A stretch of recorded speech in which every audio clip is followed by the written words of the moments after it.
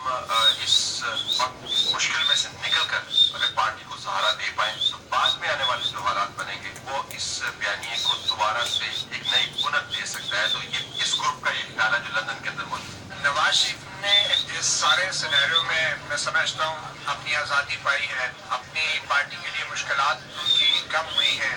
مریم نواز بھی اس وقت ضمانت پہ ہیں اور نواز شریف نے میرے خیال میں بہت کچھ پایا ہے مگر کھویا بھی ہے. اور کیا کھویا ہے وہ صرف نواز شریف نے نہیں کھویا, وہ میرے خیال میں انہوں نے اپنا بیانیہ کھو دیا ہے ووٹ کو عزت دینے والا. میاں صاحب نے اس ڈیل کے نتیجے میں کیا حاصل کیا ہے؟ یہ سوال ان کی پارٹی کے اپنے لوگ بھی پوچھ رہے ہیں کہ کیا اس کے بدلے میں وہ حکومت میں واپس آ جائیں گے, کیا اس کے بدلے میں وہ جتنے مسائل برداشت انہوں نے پہلے کیے ہیں کیا اس کا کوئی متبادل انہیں ملے گا. بظاہر ایسا نظر نہیں آتا. زیادہ سے زیادہ یہ ہوگا کہ کوئی کیسز کے سلسلے میں انہیں کوئی ریلیف مل جائے یا کوئی جس طریقے سے وہ باہر کیے ہوئے ہیں بار بار گورنمنٹ ان کو تنگ نہ کرے کہ آپ واپس آ جائیں یا اس سلسلے میں کوئی ریلیف مل سکتا ہے. مجھے اس سے زیادہ ملتا ہوا نظر نہیں آتا. ہاں جو انہوں نے کھویا ہے اس کے بدلے میں انہوں نے عوام کا اعتماد کھویا. جب واقعی بیانیہ ہار چکا ہے اور حقیقت پسندی جیت گئی کیونکہ نون لیگ اور پیپلز پارٹی کی تابع داری آج بھی برقرار رہی. آرمی ایکٹ میں ترمیم قومی اسمبلی کے بعد سینٹ سے بھی منظور کر دی گئی. یہ تمام کارروائی صرف 30 منٹ میں مکمل کی گئی اور ایوان میں کسی دوسرے ایجنڈے پر کوئی بات نہیں کی گئی.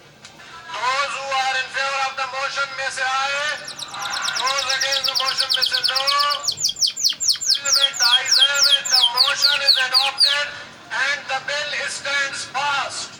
وزیر اعظم کی معاون خصوصی برائے اطلاعات فردوس عاشق احمد نے تمام سیاسی قوتوں کے اتحاد کو بالغ نظری قرار دیا اور کہا قانون سازی کسی فرد یا ادارے کی نہیں بلکہ اندر نسلوں کی. پاکستان کے وسیع تر مفاد میں تمام سیاسی جماعتوں نے بالغ نظری اور سیاسی پختگی کا مظاہرہ کرتے ہوئے یہ قانون سازی کی ہے کہ یہ لیجسلیشن کسی ایک شخصیت یا کسی ایک ادارے کے سربراہ کے لیے نہیں تھی. یہ آپ کے جنریشن ٹو کم ان کے لیے یہ لیجسلیشن ہے.